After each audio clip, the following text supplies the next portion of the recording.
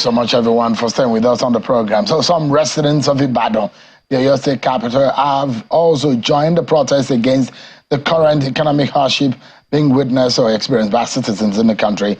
The protesters, who have at least 3 convergent points in Iwo Road, Sango, and Mokola, were seen carrying placards with different inscriptions depicting the depth of their agitations and their worries about the state of the economy. They are chanting various songs calling on the government to live up to the electoral promises and stop the sufferings across the nation. Take a listen to some of the protesters. Enough of this hike in cost of living. No, we cannot afford to eat 3 square meals a day. Why those that are governing us, they can eat and they are even riding on our own money.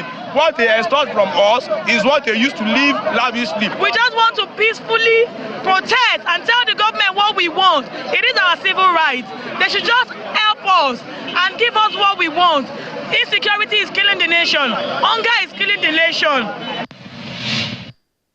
All right, we are understanding there are talks between the Nigerian government and some manufacturers, especially those in the cement manufacturing, perhaps to slash what has become a rising rate of the prices of that product. And we'll be getting some news in that respect later on.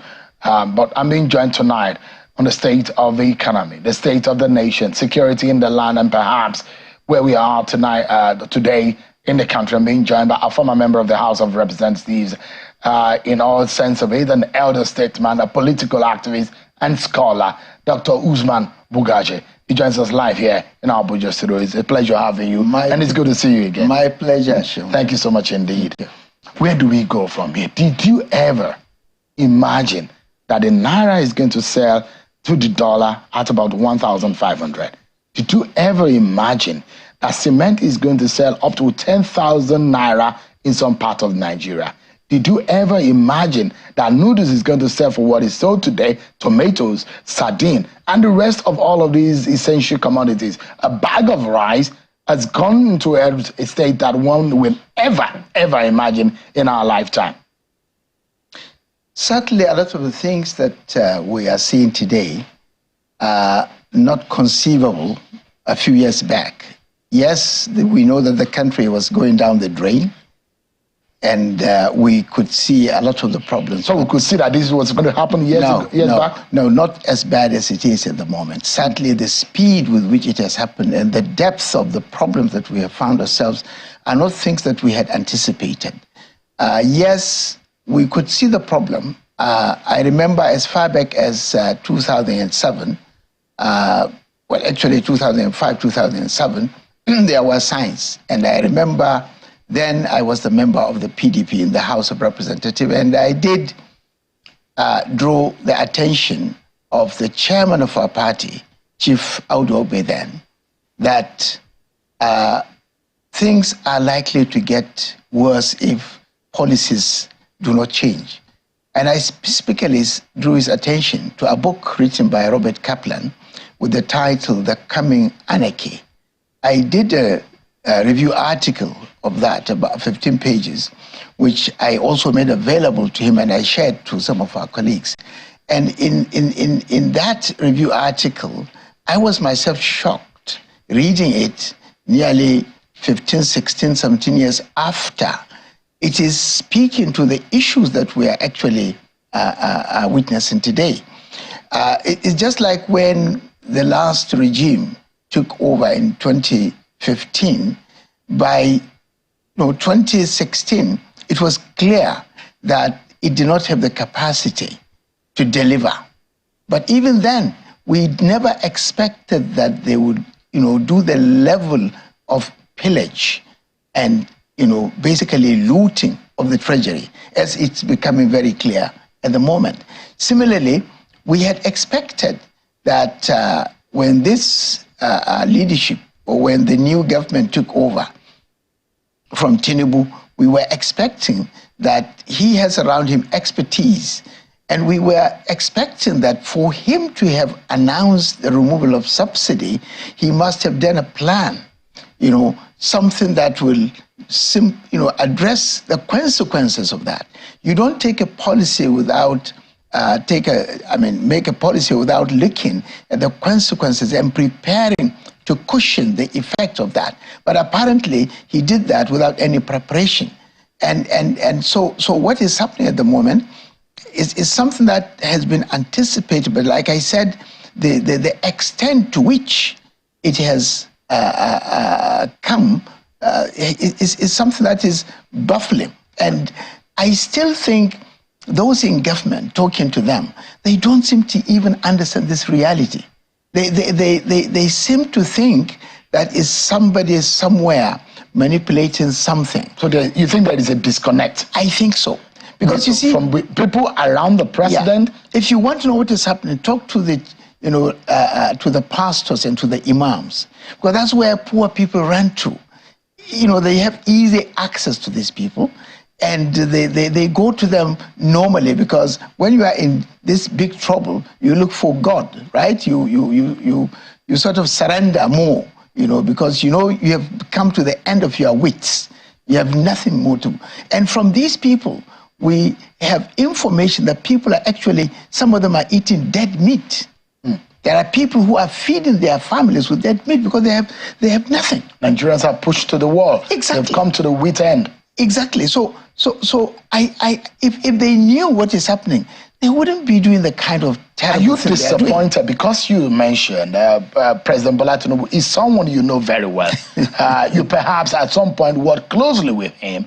Are you surprised at the outcome or the performance of his government in the last 8 months? I have said it, Sean, I'm extremely disappointed. I used to know him to be someone who is always reading, is always engaging, but I have not seen that at all. And I can see a lot of sycophancy around him. People are not engaging him. They are not telling him the truth.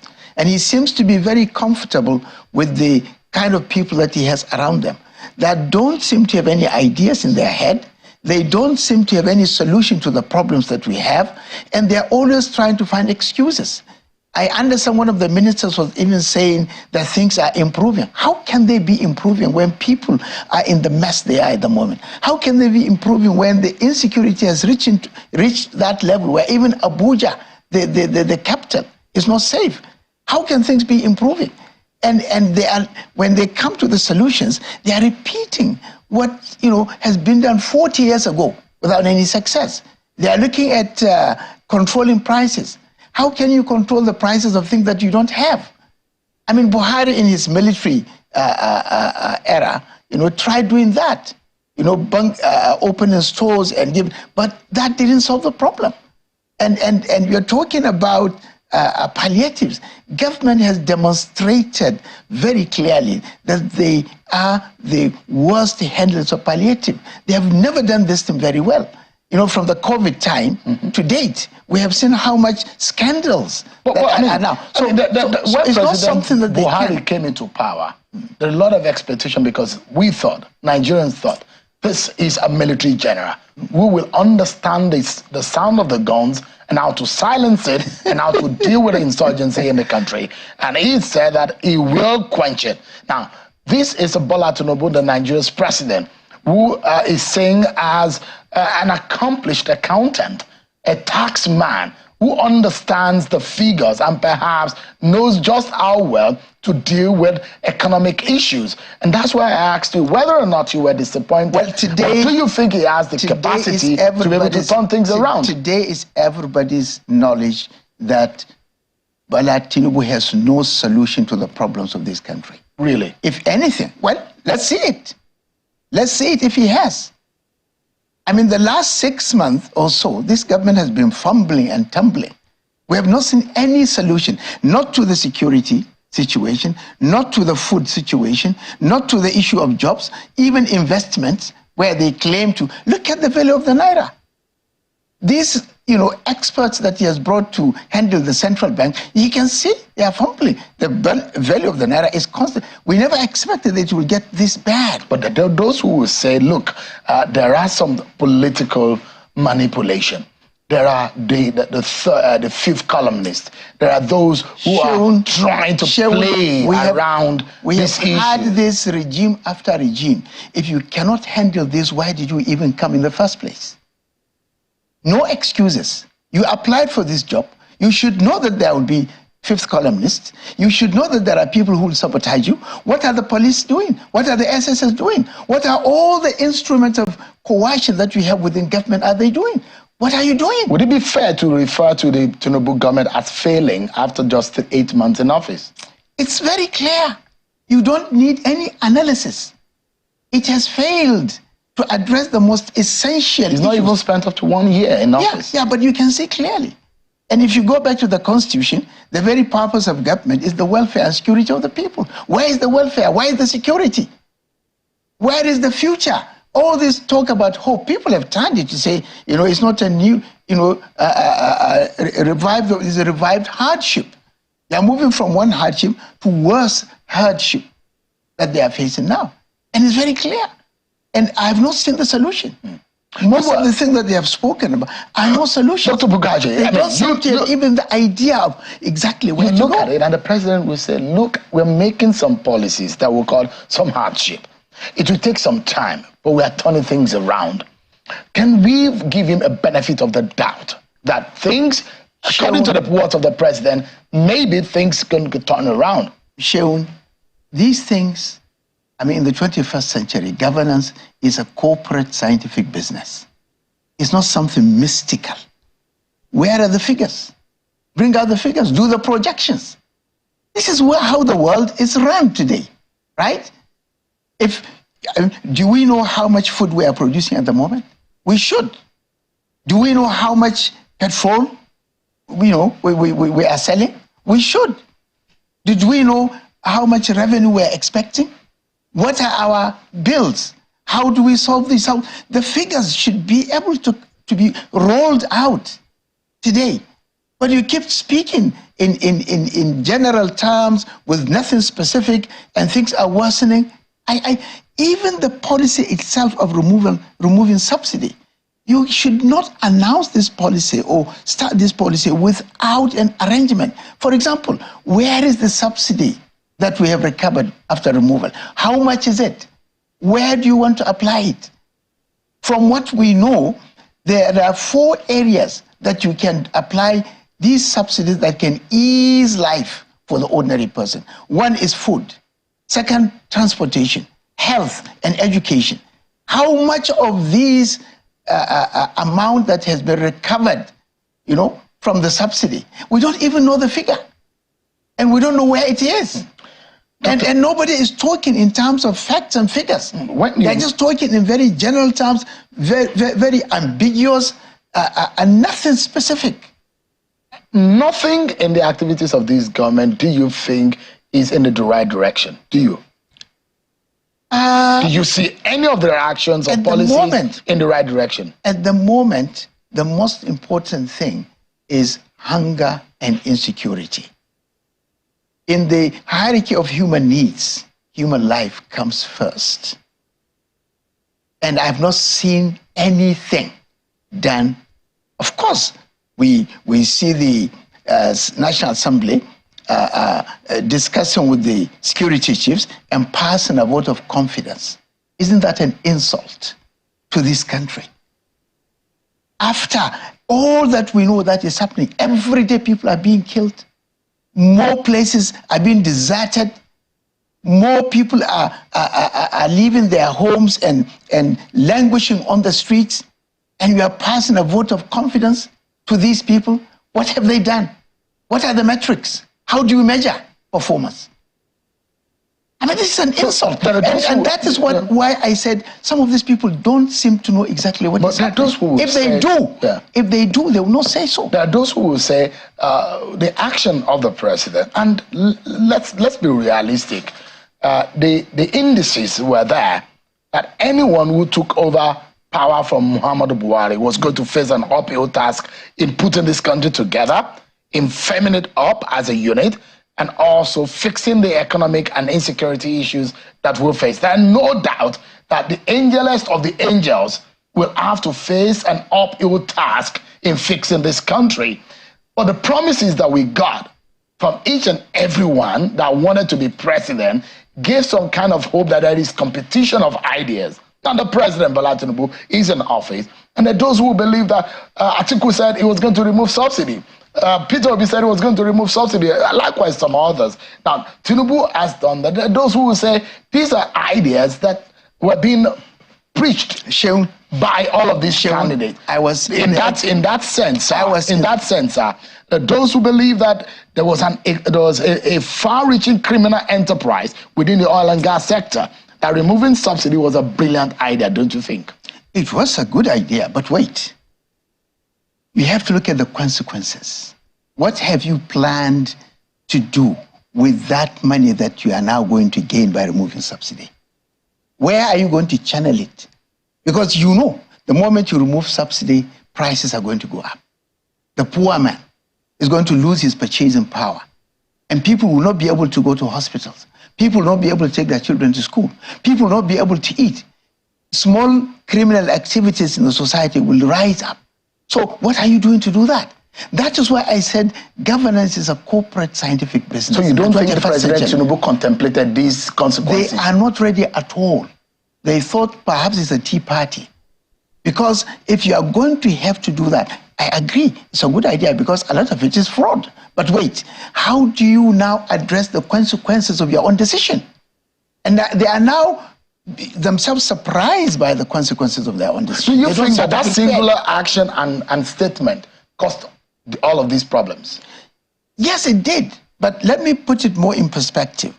You see, when you are going to run a government, and he must have, he has run his state government for some time, you would know that anytime there are processes in policy making and policy implementation, you don't just stand up and announce a policy without a thorough check of what are the consequences and how are you going to address the consequences. So it was a disaster from day one. So it appears that he did not know exactly what the consequences were. He just went ahead, which is a very reckless thing to do. In any case, now that he has done it, I asked the question, where is the amount that we are saving from the removal of subsidy? Where is it going? Right? And because I have been 4 years in the executive arm of government, at the top level in the presidency, where all the problems are brought, right, and put on the table. I have been in the legislature. I have run, a party as national secretary. So I have an idea. And I can tell you exactly when a government comes, I can see what is it that they are doing that is likely to address. From that perspective, I have not seen any preparation. What do you think that because we are in a dire situation, now we are seeing protests every day on the street. And you remind me of Kaplan. When you mentioned it, just remember flipping through the pages at first when I got in contact with the book and having to read it in some details. Let me just remind you or remind our viewers, for those who have not read Kaplan's book, The Coming Anarchy, that portion that you mentioned, he mentioned the proliferation of crime. And he says, in itself, it is not quite the problem, for it is a symptom of the failure of government. Exactly. Which itself is often a result of cumulative abuse of office and bad governance, which in turn elicits anarchy. Some parts that, because he spoke about Sierra Leone, Liberia, and some other parts of the nation, of the continent. Now, in specific reference to Nigeria, he says, in Nigeria, it is likely to be even bleaker as the smugglers whose activities killed local industry and destroyed jobs have moved from the periphery to the center and now calling the shots. Precisely. And these were years ago. Yeah, exactly.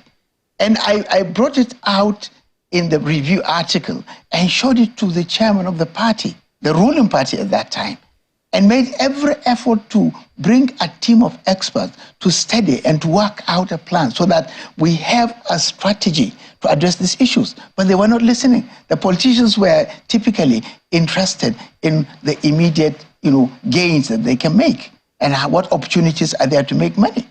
Now, let me go back to, because you talk about specific, and I think we should try to be specific. Right.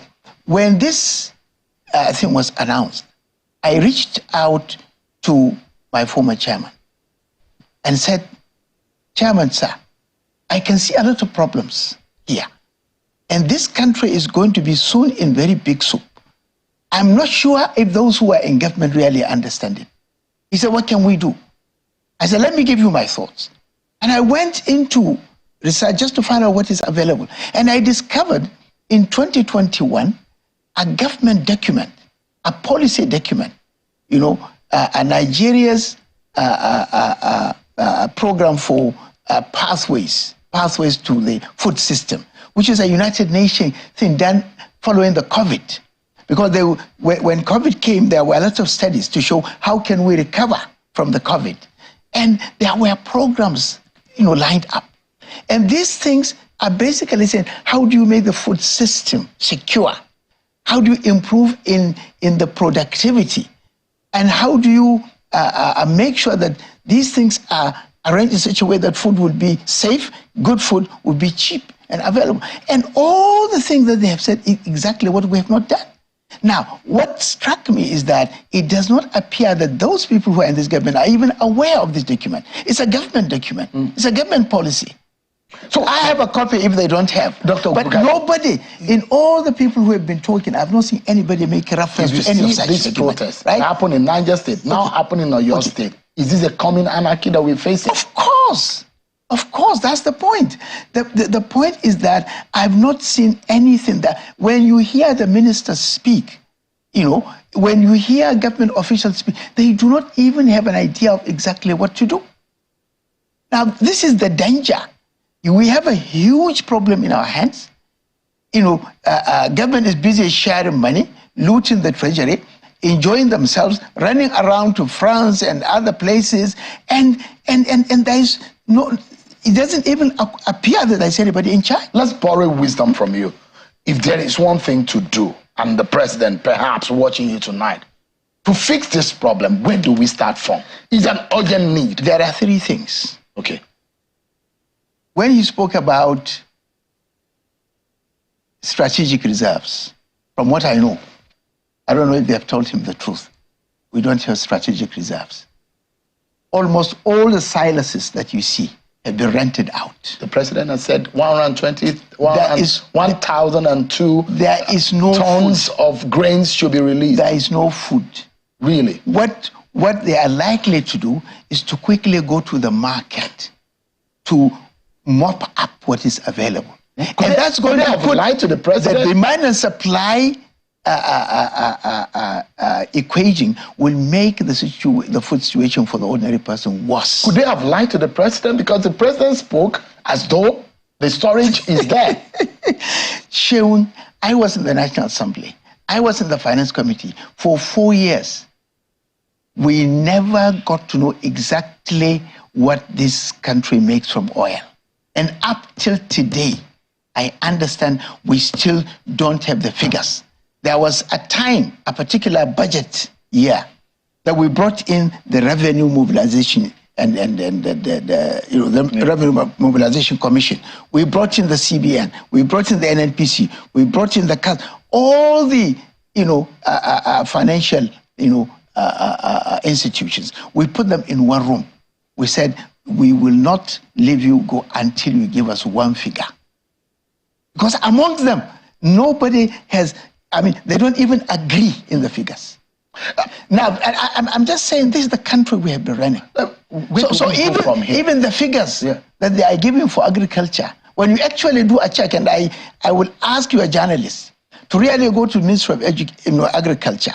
There is a department on strategic reserves, and there is a head of that. Let him take you around and let you count and see how many metric tons are there, whether they meet up with the president. So you were mentioning those things that need to be done. We need to wrap up in 6 seconds. One, we need to do the food. The food system. Now, if you take a census of what we have, you have to find a way of subsidizing, the food directly, from the farmers. Yeah, not in the form of palliatives. No, the farmers, you have to plan for this rainy season coming and the dry seasons. You have to be able to bring down the input and do things that will raise the productivity. Now, time will not allow for me to, but I give you just an example. The vegetables we produce in Nigeria, I mean, the productivity of vegetables in Nigeria is less than half the African average.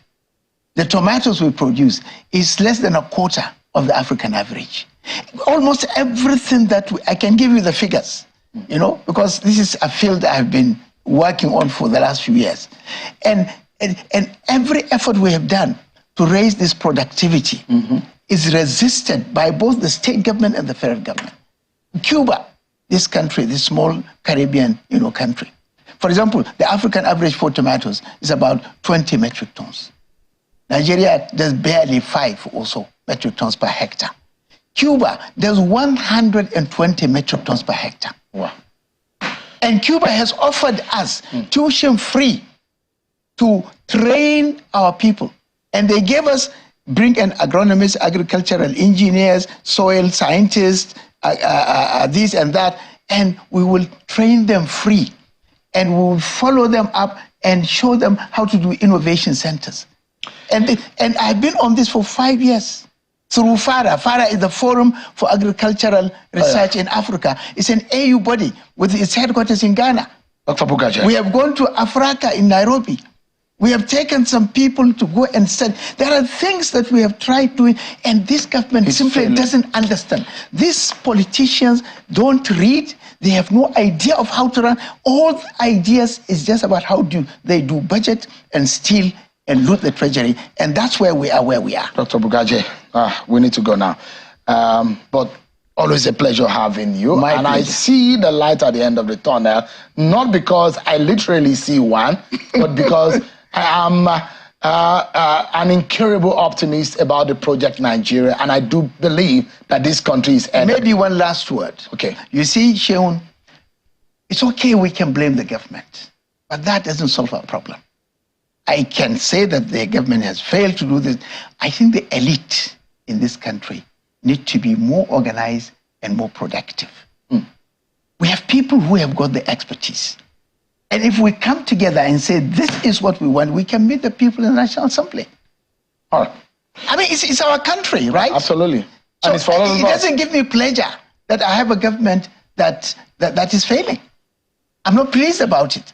And I'm not pleased talking about it. I'm angry, but I'm also saddened. Right. But we have the expertise. And so all the Falanas, the Abakobas, the college teamers, all these leaders of civil society that have around them expertise, we should all come together and say, hey, this is the way out. From a unit and let it be on record. Group, yeah. Let it be on record that we have done what we need to do when we need to do it. Dr. Usman Bugaje, a political activist, a former member of the House of Reps in every sense of the word. He's an elder statesman. Thank you so much. He's full of knowledge and wisdom also. Thank you so much, Dr. Bugaje, for your time tonight. My pleasure.